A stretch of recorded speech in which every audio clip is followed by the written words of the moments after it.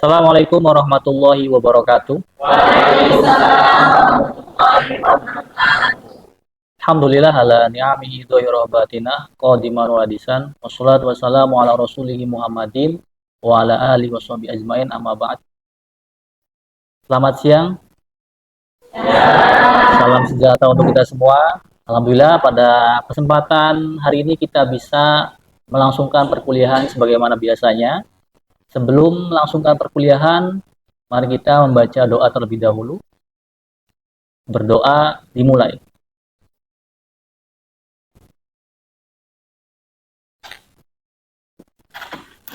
Berdoa selesai. Tujuan pembelajaran pada pertemuan kali ini yaitu sesuai dengan subjek pertama, yaitu yang pertama menjelaskan konsep dan ruang lingkup peradaban Islam, kemudian mendeskripsikan perkembangan awal peradaban Islam pada masa Mekah, Madinah, dan Khulafaur Rasyidin, dan menunjukkan sikap religius toleran, bertanggung jawab, dan menghargai keberagaman. Baik, sebelum kita melanjutkan perkuliahan berikutnya, ya, saya akan menanyakan terlebih dahulu terkait penjelasan minggu yang lalu, ya, yang mana pada pertemuan kemarin kita sudah membahas terkait sejarah peradaban Islam dan ruang lingkupnya. Dan saya akan menanyakan kepada beberapa mahasiswa terkait sejarah peradaban Islam dan ruang lingkupnya, mulai dari Mas Sohib. Mas Sohib, apa itu pengertian dari sejarah peradaban Islam? Sejarah peradaban Islam.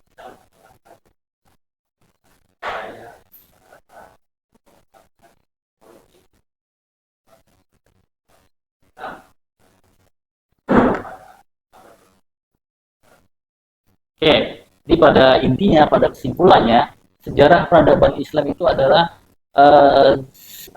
sesuatu yang membahas terkait perkembangan umat Islam sejak era Nabi Muhammad SAW hingga saat ini, mulai dari beragam aspek, baik dari sisi ekonomi, politik, dan lain-lain. Seperti itu ya. Nah, kemudian apa sih definisi dari peradaban? Mas Mbak Ati dulu. Peradaban itu bagian dari kebudayaan. Ya. Jadi kalau kebudayaan itu lebih ke norma-norma etika kalau ada masyarakat, sedangkan kalau peradaban itu lebih pada kemajuan di bidang politik, ekonomi, teknologi, kemudian pendidikan. Dan peradaban itu juga bisa dilihat dari misalkan pembangunan yang besar, kemudian fasilitas yang memadai, dan juga infrastruktur yang bisa terlihat secara real. Baik, terima kasih, sangat jelas sekali ya. Kalau saya simpulkan ya, kebudayaan itu ya sejatinya ya lebih berkaitan dengan cipta karsa manusia ya. Sementara peradaban itu ya kita bisa lihat dari bagaimana sistem politik ya, sistem sosial itu berlaku di mata masyarakat, seperti itu. Atau juga kalau kita melihat dari segi bangunan itu biasanya dari segi kemegahan, seperti kemegahan Andalusia, kemegahan Cordoba, dan lain-lain, itu seperti itu. Setelah kita mengetahui tentang apa itu sejarah peradaban Islam, nah, adapun pada kesempatan hari ini kita akan membahas tentang peradaban Islam fase Mekah, ya. Yang mana peradaban Islam fase Mekah itu merupakan tonggak awal dari perkembangan Islam di dunia, ya, terutama di Mekah. Ya. Karena kita ketahui bersama bahwasanya peradaban Islam fase Mekah itu menjadi titik awal bagaimana Islam itu berkembang, yang mana peradaban Islam fase Mekah itu dimulai pada tahun 610 sampai 622 Masehi, kurang lebih selama 13 tahun. Nah, di fase Mekah ini ya, tentu kita bisa belajar tentang bagaimana perjuangan seorang nabi, keteguhan seorang nabi, kesabaran seorang nabi, bahwasanya sesuatu yang diperjuangkan, sesuatu yang diinginkan itu harus senantiasa diperjuangkan. Dari fase Mekah ini kita bisa belajar bagaimana perjuangan nabi, keteguhan nabi, kesabaran nabi di situ ya. Nah, adapun kalau kita berbicara fase Mekah ya, di fase Mekah itu ya merupakan fase awal yang mana di fase Mekah ini terjadi turunnya wahyu ya. yang mana turunnya wahyu itu pada tahun berapa? 610 Masehi, tepatnya di Gua Hiro, seperti itu. Nah, kemudian pada fase Mekah ya, Nabi tidak langsung menciptakan suatu sistem masyarakat atau sistem negara, itu tidak langsung seperti itu. Tapi Nabi membuat suatu pondasi. Ya, contoh logika sederhananya seperti ini ya. Kalau kita mau bangun rumah, harus punya pondasi yang kokoh. Kan kita tidak bisa kan ketika membangun rumah langsung bangun bangunannya, tiangnya dan sebagainya. Tapi nggak ada bawahan pondasinya, nggak bisa seperti itu. Ya. Jadi yang pertama kali Nabi lakukan adalah membentuk fondasi akidah dan akhlak mulia.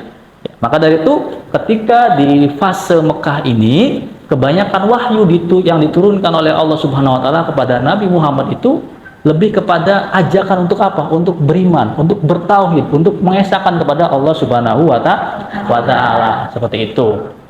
Nah, ini ya. Ini adalah awal turunnya wahyu.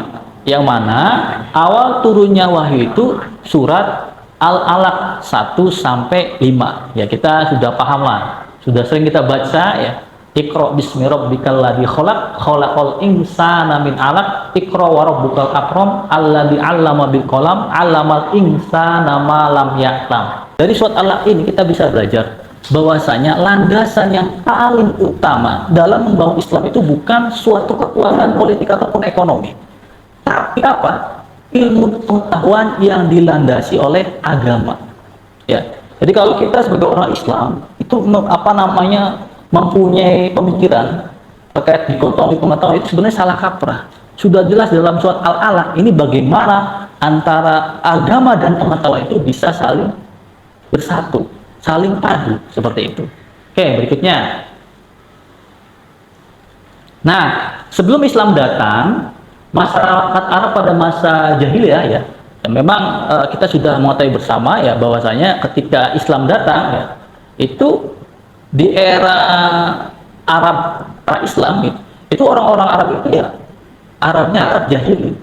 Tapi bukan berarti Arab jahili ini di sini orangnya itu bodoh, bukan berarti seperti itu.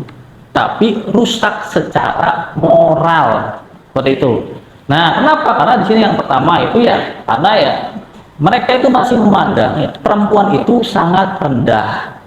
Ya kan kita sering mendengarkan bahwasanya ketika Arab pra-Islam itu ya ketika ada orang yang punya bayi perempuan atau hamil perempuan itu dibunuh, bahkan dikubur hidup seperti itu. Kemudian sering terjadinya perang antar suku ya, karena mereka memang orangnya itu fanatisme golongan, fanatisme kelompok. Jadi kalau disenggol dikit agak marah gitu kan. Kalau semua ya tidak sesuai dengan norma-norma kesukuannya, ya maka akan terjadi gesekan-gesekan seperti itu. Nah, kemudian juga ada kesenjangan sosial yang tinggi antar kaya dan miskin. Nah, di sini juga mereka itu melakukan monopoli. Jadi kalau orang-orang miskin, orang-orang budak itu akses sumber ekonominya itu terbatas. Ya, kalau diarahkan kayaknya monopoli ekonomi lah seperti itu. Kemudian juga ada mereka suka minuman keras dan perjudian menjadi kebiasaan. Yaitu suka minum minuman, suka judi, suka main perempuan dan lain-lain. Nah, sementara nilai positif masyarakat Arab itu mereka itu mempunyai sifat berani ya dan semangat menjaga kehormatan. Jadi orang Arab itu sangat berani sekali ya dan sangat menjaga harga diri mereka.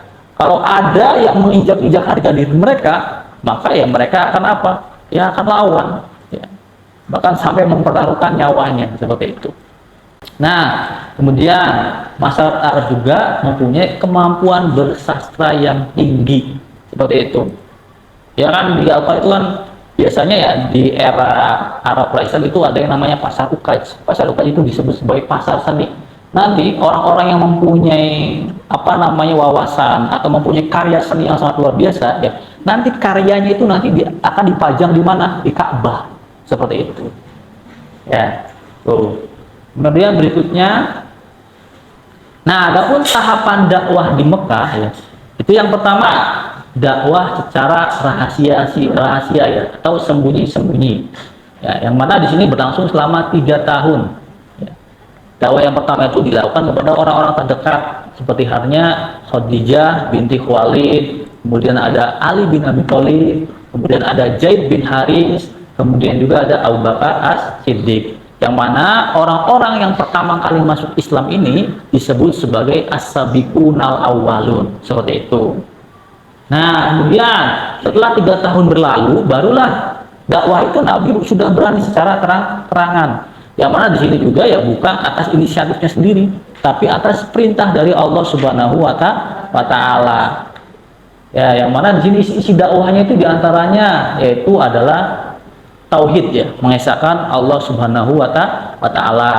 Kemudian persamaan derajat manusia, yang mana ya tentu kita kenal ya siapa sih Bilal bin Rabah itu, ya, bagaimana perjuangan beliau. Nah, ini adalah salah satu dari contoh dari persamaan derajat manusia. Kemudian ada keimanan pada hari akhir, kemudian keadilan sosial, dan yang terakhir adalah akhlak mulia. Nah, ini adalah isi utama pada fase dakwah secara terang-terangan. Kemudian adanya pentingnya pendidikan dan ilmu, yang mana dari sini kita bisa belajar bahwasanya dalam wahyu yang pertama itu kan terkait Iqra bismi rabbikal ladzi khalaq, yang mana di situ menggambarkan bagaimana seorang umat muslim itu harus mau membaca. Ya, peristiwa penting pada fase Mekah diantaranya yang pertama hijrah ke Habasah, yaitu mencari suaka politik lah, atau yang mencari kedamaian dalam ibadah. Peristiwa pada fase Mekah juga ada yang namanya tahun kesedihan atau Amul Huzni, yang mana ketika itu Siti Khadijah dan Abu Thalib meninggal. Baik, silakan dibagi menjadi 2 kelompok. Kemudian dari fase Mekah ini kalian cari nilai-nilai moderasi beragama yang ada dalam dakwah Nabi seperti apa.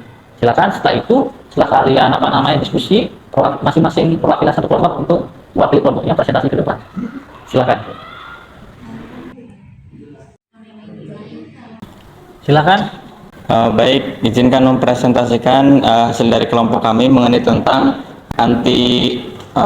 nilai-nilai moderasi beragama pada fase Mekah, yaitu anti kekerasan, di mana dalam anti kekerasan ini dakwahnya Nabi Muhammad tidak menekan pada fisik, namun pada kedamaian dan dan lebih pada kesabaran, seperti itu. Terima kasih. Silakan duduk. Oke, berikutnya silakan. Bismillahirrahmanirrahim. Sikap toleransi atau tasamuh, yakni sikap tasamuh, yakni sikap toleransi, artinya menghormati, saling menghargai. Contohnya menghargai pendapat dalam furu'iyah, kemudian menghormati adat atau kebiasaan yang bertentangan dengan syariat, kemudian sikap sopan santun dan diskusi atau perbedaan pendapat dalam diskusi. Sekian, terima kasih. Oke, baik. Saya kira seluruh mahasiswa sudah bisa memahami semua ya terkait peradaban Islam fase Mekah, ya, yang mana peradaban Islam fase Mekah ini menjadi fondasi awal dalam proses perkembangan Islam. Nah, sebelum kita mengakhiri perkuliahan hari ini, marilah kita bersama-sama menyimpulkan materi yang telah dipelajari.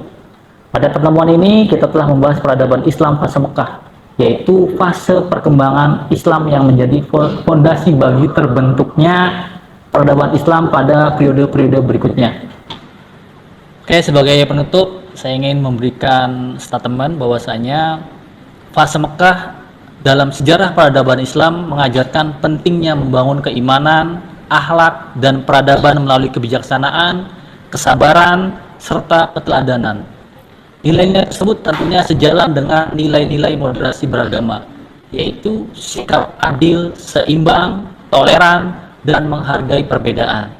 Dengan meladani dakwah Rasulullah SAW, kita diharapkan mampu menerapkan nilai-nilai Islam yang damai, inklusif, dan rahmatan lil alamin dalam kehidupan bermasyarakat. Terakhir, untuk para mahasiswa, silahkan untuk membuat jurnal refleksi 2-3 halaman, kemudian dikumpulkan pada pertemuan minggu depan, dikerjakan secara individu. Mungkin itu saja dari saya, kurang lebihnya mohon maaf. Wallahul muwaffiq ila aqwamit thoriq. Wassalamualaikum warahmatullahi wabarakatuh.